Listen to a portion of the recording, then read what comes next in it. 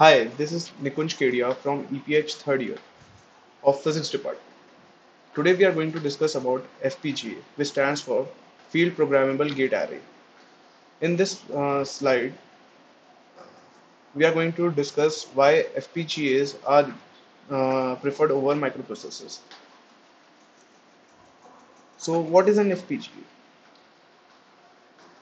If we want to compute something, the common approach is to write some software for an instruction-based architecture, such as a CPU or GPU. Another more arduous route one could take is to design a special circuit for the specific computation, as opposed to writing instruction for a general purpose circuit such as a CPU or GPU. Once we have designed the circuit, we need some way to implement the design so that we can actually compute something.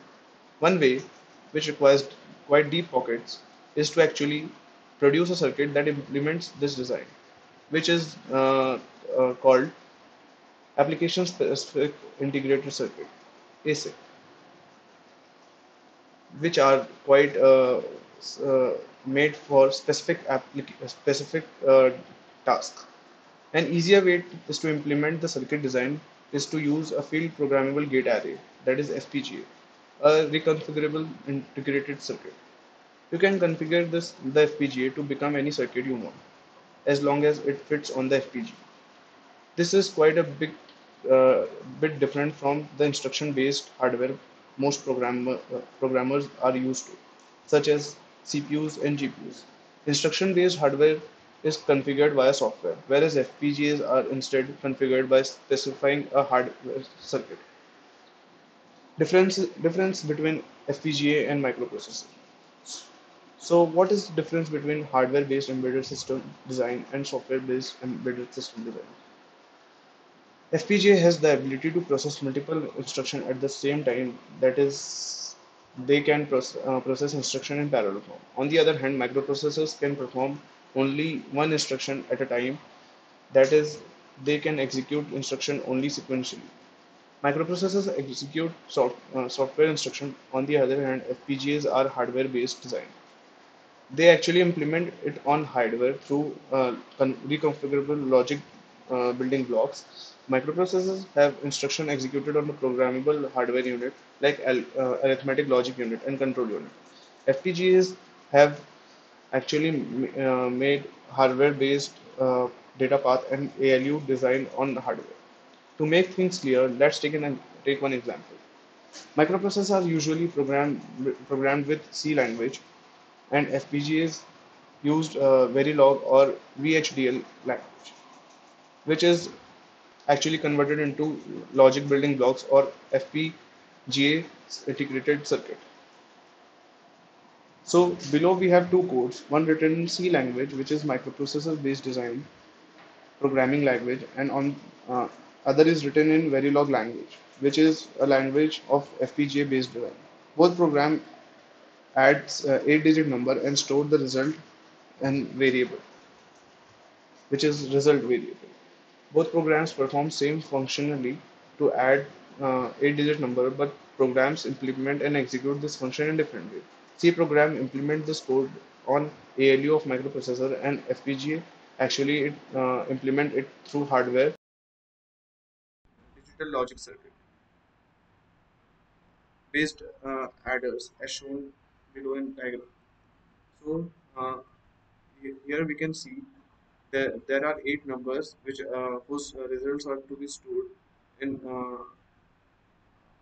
result variable, which are same in both instructions. So the C code executed gets executed sequentially on microprocessors through assembly language instruction. As you all know, in microprocessors, these are instructions. There are 7 instructions here, which will be converted into assembly level language, and that will be converted into binary ones, zeros and ones. Then it will be implemented in the MUP. And in this, uh, so if we suppose it takes 1 nanosecond for this particular instruction, so it will the total will take overall 7 nanoseconds. While in case of FPGA, each instructions are performed in parallel, unlike in microprocessor where each instructions are performed sequentially. First R1, then R2, and so on. While in FPGA, these four instructions will be implemented simultaneously in parallel, and then these two instruction and then the final instruction. So overall, this will take only 3 seconds to execute. So it takes more time to execute all instruction. While in case of Verilog, actual data path is being created on hardware and it is executed in parallel. And this is the main advantage of hardware-based design, as it takes less time for processing the data as shown below. As shown in the previous diagram, C code executed on microprocessors with ALU and instruction memory, while FPGA makes 7 full adders for addition of 8 numbers. It is clear from above picture that the C code will take more time in execution, while FPGA based designs take less time through actual hardware full adders to implement addition of 8 numbers. For example, if C code takes 1 second to execute one instruction, so total time it will take that is 7 seconds because there are 7 instructions. While FPGA only takes 3 seconds to perform same task due to parallel function and 3 steps.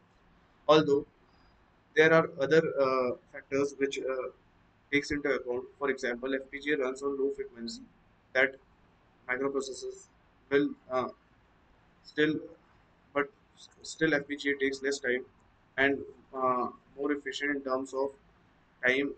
So now you should have started making sense on difference between FPGA and microprocessors.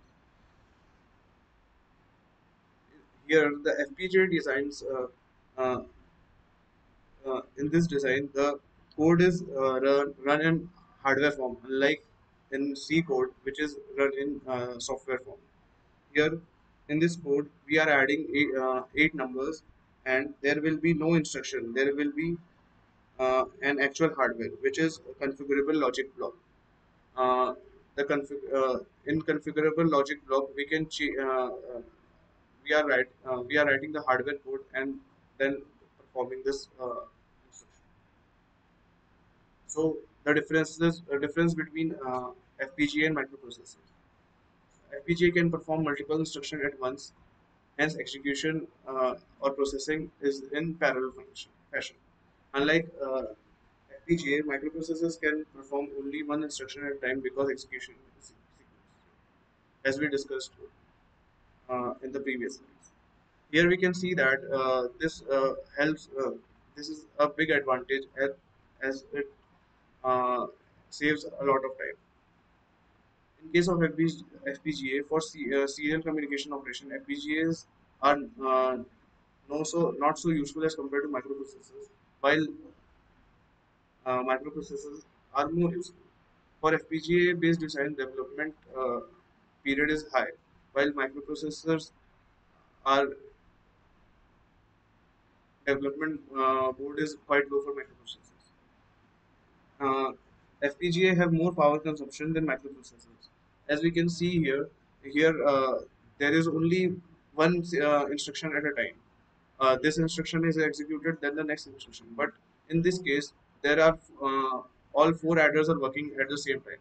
So the energy is ex- consumed more here. Uh, and as you can see, FPGA works on lower frequency in range of megahertz, and while microprocessors has high frequency. Uh, Although FPGAs are expensive in design, but it is they are quite worth the extra buck. So the advantages of FPGA we can see that uh, so why would you prefer to use an FPGA for your competition over the common CPU or GPU? The differences with GPU and CPU are in the following areas. So, first of all, latency. How long does it takes to compute something? FPGA are good at this, as we have seen in the previous slides. They are due to sequence comparatively. parallel execution of programs. FPGA take less time compared to the sequential execution. Connectivity. What is input or output that we can connect with and which bandwidth? FPGA can directly be connected to input and they offer very high bandwidth. Engineering cost. Although FPA, the engineering cost is typically much higher than for the instruction-based architecture, so are its advantages. And uh, energy efficiency. So this is often listed as a large benefit of FPGA, but whether these are better than CPU or GPU really depends on application. It is also one more advantage is that it is reprogrammable. If there is a mistake during FPGA, we can rectify it by writing some hardware code, and and the mistake. Uh, the, while in case of